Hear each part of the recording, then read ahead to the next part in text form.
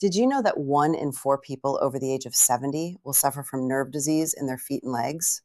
Tingling, burning, loss of sensation, the feeling of stepping on broken glass with every single step. Is this what your life is like? If so, I want you to know that you are not alone. I went through that exact condition in my 70s and 80s. Here's what doctors advised me to do.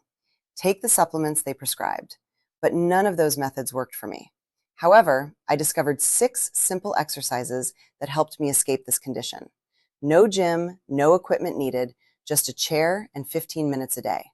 I want to share all 6 of them with you. And please stay until the end because I will reveal the real secret that doctors always ask me about, the true reason I am still alive at 102 years old. My name is Linda Walsh, and I am 102 years old. I want you to leave your name and your age in the comments below because I genuinely want to make friends here and talk about what it means to live well and live long. Every single comment means something to me. Please do not be shy. Understanding the nervous system. Now, let us talk about these 6 exercises.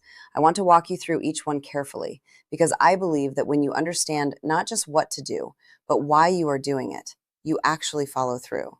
And following through is everything.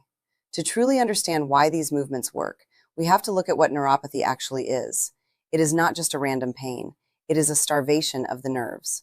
Your peripheral nervous system is like a massive network of electrical cables running from your spine all the way to the tips of your toes. These cables carry messages about temperature, texture, balance, and pain. But just like any living tissue, these nerves rely on a constant supply of blood, oxygen, and nutrients to survive. When circulation slows down, or when chronic inflammation constricts these tiny pathways, the nerves begin to wither. They start misfiring, sending panicked signals of burning and tingling to your brain, or they go completely numb. When a doctor tells you to just take a pill, they are often trying to quiet the alarm system. But masking the alarm doesn't fix the underlying starvation. What we are doing with these 6 exercises is turning the power back on and flooding those starving areas with the fresh blood and oxygen they desperately need to heal. Exercise 1, the seated march. This is where we begin, and it is the most important one of all. Find a sturdy chair, not a soft couch and not a rocking chair, but something with a firm, flat seat. Sit up straight. Resist the urge to lean back. Now begin lifting your knees one at a time as if you are marching in place right there in your chair. Left knee up, right knee up. Slow and deliberate.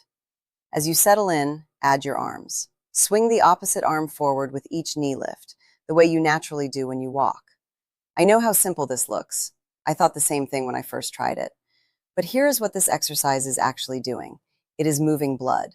And for neuropathy, for damaged nerves anywhere in the feet and legs, blood flow is not just helpful, it is essential. Your peripheral nerves need oxygen to survive and to heal. When those nerves are damaged, they are already getting less than they need. The seated march changes that. Your heart works a little harder, your breathing picks up, and fresh oxygenated blood starts moving down into exactly the places that need it most. When I first started, 3 minutes was all I could manage before I felt tired. That is completely fine. Start with 3 minutes. Add 1 minute every few days. Work your way up to 10 or 15 minutes per session. If you can do it twice a day, once in the morning and once in the afternoon, you will feel the difference within 2 weeks. And because you are seated the entire time, your risk of falling is 0. No fear of tripping, no need to grip anything for balance, just you and your chair and your own legs doing what legs were designed to do. Exercise 2, the single leg stand. This exercise exists because of something called proprioception, your body's ability to sense where it is in space. To know without looking whether your foot is on flat ground or tilted. To detect in a fraction of a second that you are starting to lose your balance so that your body can correct before you fall. Neuropathy damages this system. The nerves in your feet send scrambled, incomplete signals to your brain instead of clear ones. And the result of that for people over 60 is falls. I have watched friends of mine go down from a fall and never fully recover. Broken hips, hospital stays, months of lost mobility, and confidence that never came back. I am deeply aware at my age that I am not immune. And this exercise is a large part of why I have not fallen. Stand behind your chair and rest both hands on the back of it. Shift your weight slowly onto your right foot and lift your left foot just an inch or two off the floor. Hold. The goal is 30 seconds on each leg. But if you can only manage 5 or 10 seconds right now, begin there. 3 rounds on each side.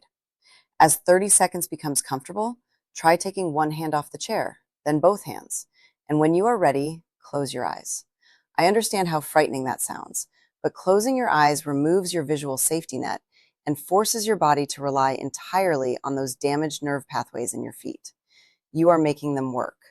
You are demanding that they do their job under real conditions. It is like rehabilitating a weak muscle by asking it to lift something. Uncomfortable at first, but it gets stronger. I noticed a genuine difference within 2 weeks of doing this exercise every single morning. Exercise 3, heel to toe rocks. Stand at your chair with your feet about shoulder width apart, one hand resting lightly on the back for support. Slowly shift your weight back onto your heels until your toes just barely lift off the floor. Hold for 1 second. Then roll smoothly forward all the way up onto your toes, lifting your heels. Hold for 1 second, then back again.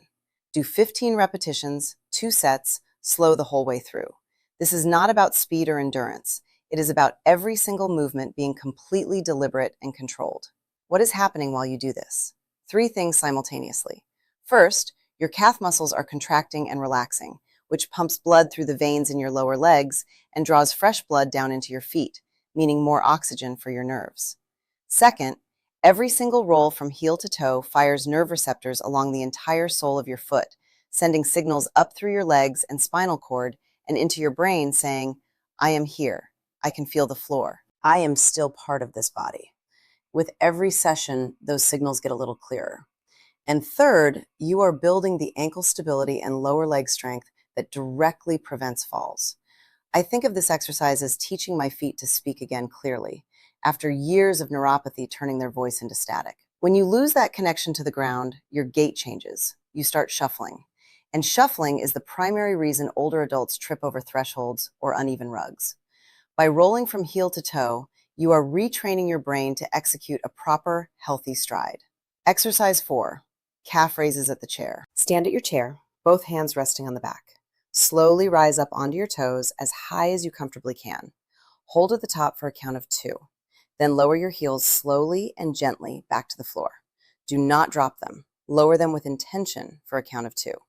Do 12 repetitions, 2 sets, with about 30 seconds of rest between sets. This exercise builds on the rocking motion, but adds something important: sustained load. Instead of rolling through movement, you are holding your full body weight up on your toes for 2 full seconds. That extended hold does 2 things that the rocks do not. It builds real muscular strength in your calves, and strong calves matter enormously for walking stability, especially past 70.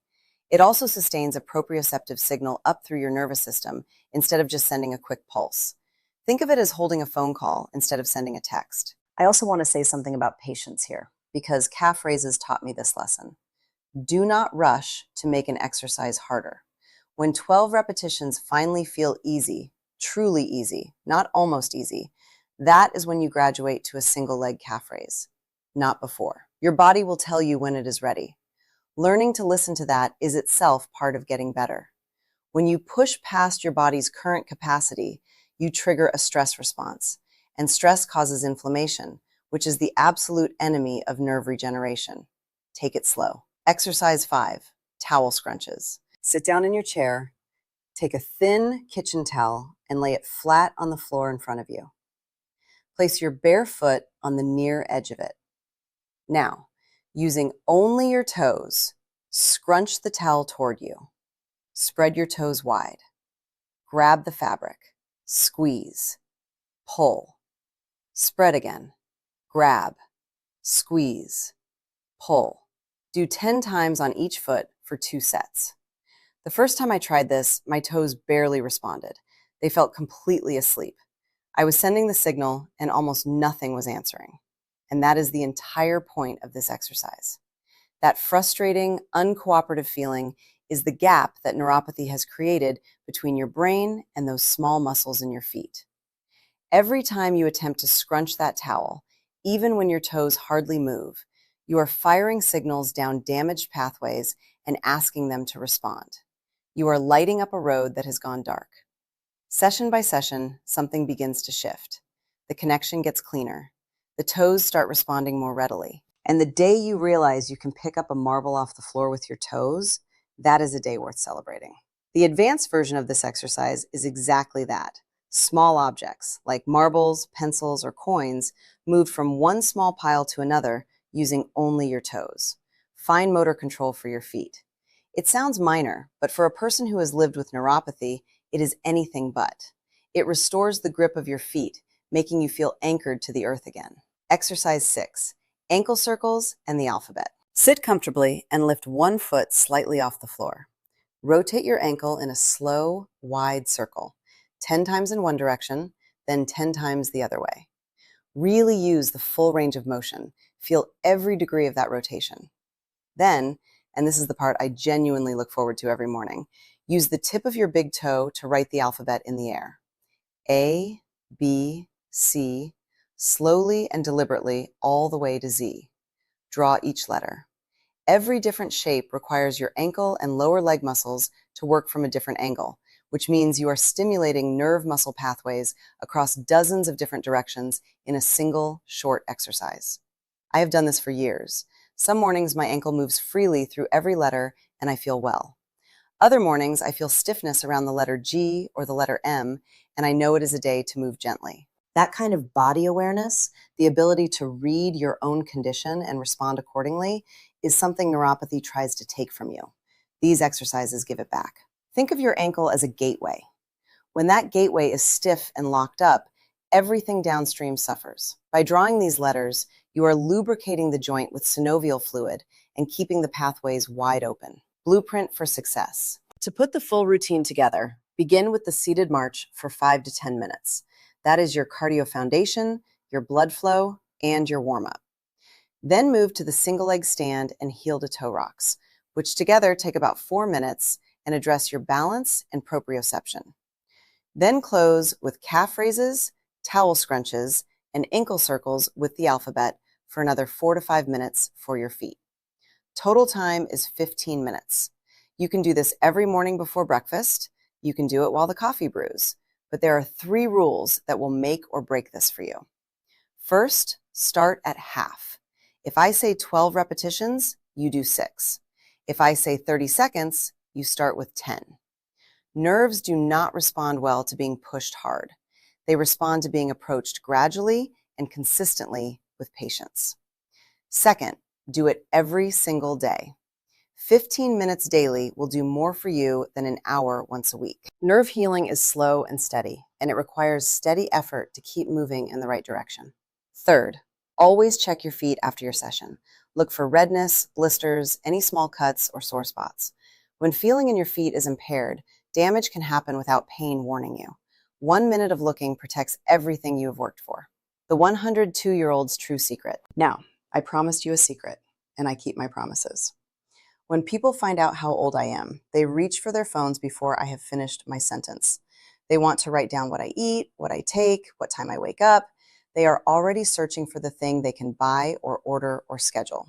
And I understand that completely. I spent the better part of 70 years doing exactly the same thing. But the honest answer, the real answer, is free. It costs absolutely nothing. And it is something most people are genuinely not ready to hear. The secret is the soul. I know how that sounds, but stay with me because I am not speaking about religion and I am not speaking about anything mystical. I am speaking about something that science has been demonstrating for decades and that most of us still do not fully believe in our bones. Research has shown in study after study that illness is approximately 70% mental and 30% physical. 70%. The quality of your inner life, the emotional weight you carry, the thoughts you return to again and again, the feelings that have been living in your body for years, that is not separate from your physical health. It is your physical health. The body does not lie. It expresses everything we refuse to address directly. I lived the first 60 or 70 years of my life completely unaware of this, and I wasted a great deal of those years. I lived in conflict, not the kind that anybody could see. I was never a dramatic person. I never caused scenes. But inside my own mind, constantly, quietly, exhaustingly, I was at war. I was at war with colleagues who I felt did not give me the recognition I deserved, with relatives who I felt took my help for granted, with my husband, God rest his soul, over small things I cannot even fully remember now, though I treated them at the time as though they were enormously important. I was at war with my children, whom I loved beyond anything I can describe, but whom I also managed to resent in quiet ways for not becoming exactly who I had pictured when I imagined them as babies. I never crossed certain lines. I kept things civil. I kept things proper, but my mind never stopped crossing them. I lived in a constant, low-grade state of dissatisfaction with my circumstances, with the people around me, and with the gap between how I believed life should have gone and how it had actually gone. I kept waiting for things to arrange themselves in a way I could finally accept, and they never did, because that is simply not how it works. All of that dissatisfaction, all of those years of quiet grievance, unspoken disappointment, and emotional tension that I never fully released, it settled into my body. Not all at once, not dramatically, but the way water finds its way through stone, slowly, persistently. And it turned into illness, into inflammation, into the neuropathy that spent years burning in my feet and waking me up in the night. My unhealthy diet contributed to it, yes. But if I am honest, completely honest, the way I wish someone had been with me when I was 40, the deeper root was inside me, not on my plate. It was only much later, after I had lost enough people and wasted enough time, that I began to truly rest inside myself. Not just sleep, but rest. I stopped needing people to be different. I stopped expecting circumstances to arrange themselves around my preferences. I stopped carrying the weight of 30-year-old grievances as though they were still worth something. And when I let go, not as a spiritual exercise, not as a performance, but as a genuinely exhausted woman who simply could not carry it all anymore, something in my body responded, slowly, but unmistakably. I am not sharing this to make you feel guilty. I am sharing it because I wasted decades not knowing it, and I refuse to keep that to myself. Your neuropathy is real. Your pain is real. The exercises I shared with you today will genuinely help your body. But if you want to live long and live well, truly well, you must also tend to what is happening inside you. The resentments you have been holding on to for years and calling justified. The relationships you have quietly given up on. The story you keep telling yourself about how your life was supposed to go and didn't. Those things live in your body. They cost you more than any doctor's bill. Begin releasing them. Not all at once, that is not how it works either, but begin. Start with one old wound you have been keeping alive longer than it deserves. That is where healing starts, and nothing else I could tell you would matter more. That is the secret. It is free. It has always been free, and it took me 100 years to fully believe it. Thank you for spending this time with me today. If these exercises help you, even a little, even just one of them, please come back and tell me about it in the comments. And please leave your name and your age. I want to know who you are. I mean that sincerely. You are not alone in this, and neither am I. Wisdom on compassion. A good heart is better than all the heads in the world, as Edward Bulwer Lytton once wrote. If your compassion does not include yourself, it is incomplete, according to the teachings of Jack Kornfield. Compassion is the ultimate and most meaningful embodiment of emotional maturity, a powerful truth shared by Arthur Gersel. Compassion allows us to bear witness to that suffering without fear. It allows us to name injustice without hesitation and to act strongly, as noted by Sharon Salzberg. There is a nobility in compassion, a beauty in empathy, a grace and forgiveness, written by John Connolly. Compassion will cure more sins than condemnation, famously spoken by Henry Ward Beecher. Compassion is a two-way street, expressed beautifully by Frank Capra. By compassion, we make others' misery our own, and so by relieving them, we relieve ourselves also, authored by Thomas Brown. God's dream is that you and I and all of us will realize that we are family, that we are made for togetherness, for goodness, and for compassion, taught by Desmond Tutu. I would rather make mistakes in kindness and compassion than work miracles in unkindness and hardness, as practiced by Mother Teresa. Compassion asks us to go where it hurts, to enter into the places of pain, to share in brokenness, fear, confusion, and anguish, detailed by Henry Nouwen. Have compassion for all beings, rich and poor alike, for each has their suffering, taught by the Buddha. True compassion is more than flinging a coin to a beggar. It comes to see that an edifice which produces beggars needs restructuring. Beautifully delivered by Martin Luther King Jr.